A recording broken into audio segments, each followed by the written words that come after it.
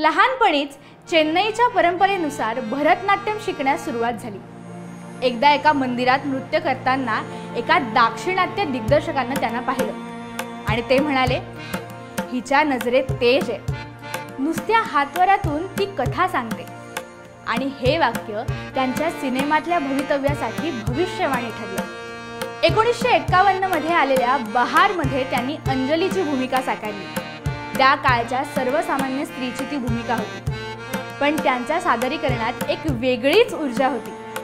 पावसात भिजत उभी राहिलेली ती अंजली, डोळ्यात आशा आणि मनात उलाढाल। पाण्याच्या थेंबांप्रमाणे तिच्या नजरेत भावना उघडत होत्या। या चित्रपटातून त्यांचा अभिनय खऱ्या अर्थाने ओळखला जाऊ लागला। वैजयंतीमालांचं नृत्य म्हणजे अभिव्यक्तीचा निखळ आविष्कार।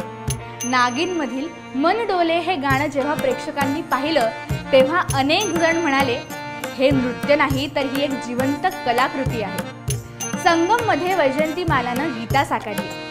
स्वित्झर्लंडच्या बर्फाळ रस्त्यांवर गुलाबी साडी नेसून त्यांच्या आणि राज कपूरच्या दरम्यानची प्रेमदृश्य इतकी नाजूक होती की कॅमेरा थांबल्यावरही वातावरणात ते भाव टिकून होते।